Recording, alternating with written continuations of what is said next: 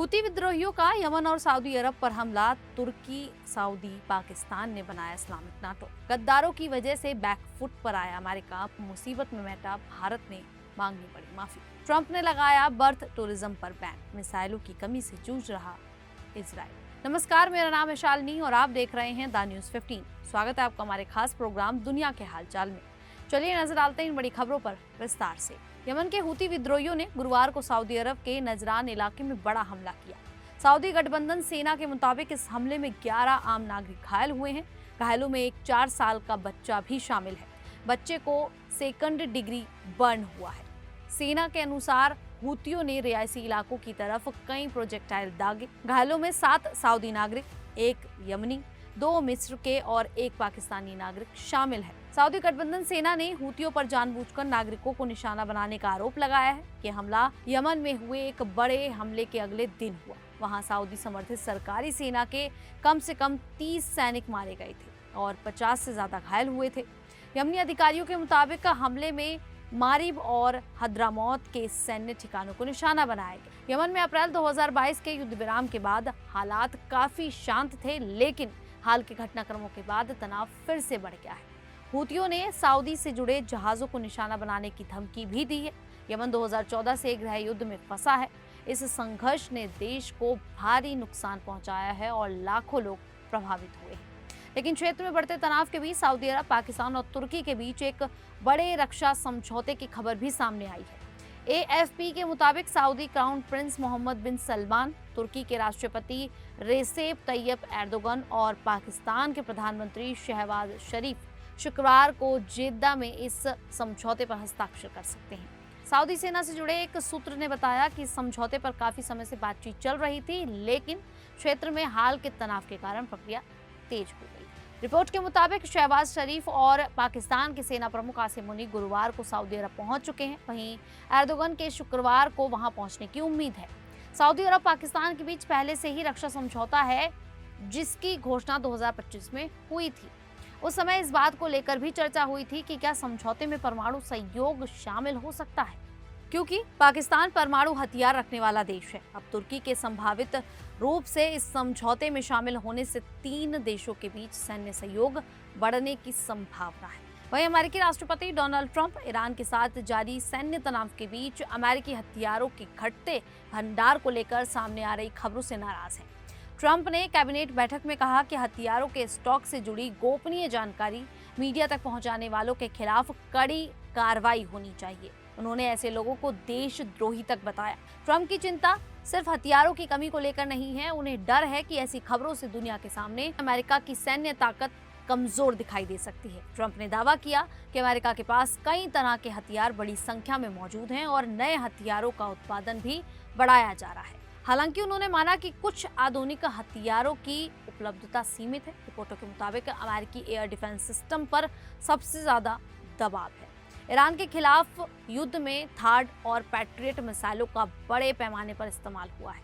America के हथियार भंडार पर दबाव की एक वजह यूक्रेन और इजराइल को लगातार हथियारों की सप्लाई भी मानी जा रही है। ट्रंप ने इसके लिए पहले ही जो बाइडेन प्रशासन को जिम्मेदार ठहरा चुके हैं।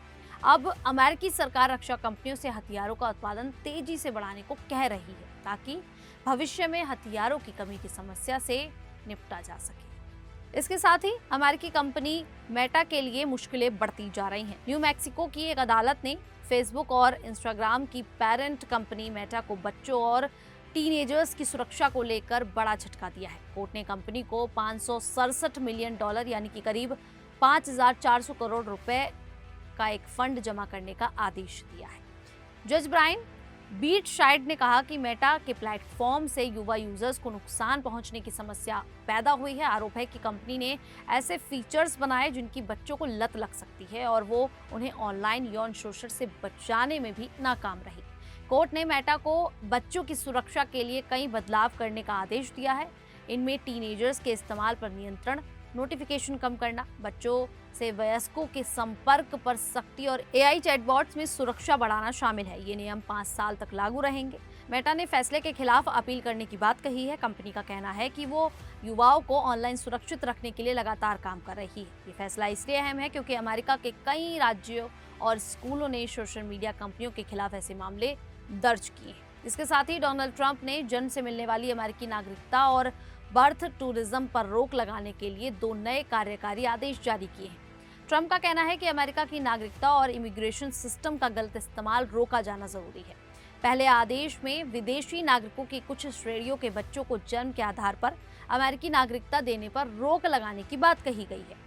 वहीं दूसरे आदेश में बर्थ टूरिज्म को रोकने के निर्देश दिए गए हैं। इसका मतलब है कि कोई विदेशी महिला सिर्फ अमेरिका में बच्चे को जन्म देने और उसे अमेरिकी नागरिकता दिलाने के मकसद से वहां यात्रा नहीं कर सकेगी। ट्रंप प्रशासन का दावा है कि पुराने नियमों का गलत फायदा उठाकर बड़ी संख्या में लोग अमेरिकी नागरिकता हासिल कर रहे थे। सरकार अब ऐसे मामलों की जांच भी कर रही है जहां लोगों पर गलत पहचान या गलत जानकारी देकर नागरिकता हासिल करने के आरोप हैं। हालांकि जन्मसिद्ध नागरिकता को लेकर अमेरिका में कानूनी विवाद पहले से चल रहा है। सुप्रीम कोर्ट ने जून में कहा था कि अमेरिका में पैदा होने वाले कुछ विदेशी नागरिकों के बच्चों को 14वें संशोधन के तहत नागरिकता मिल सकती है।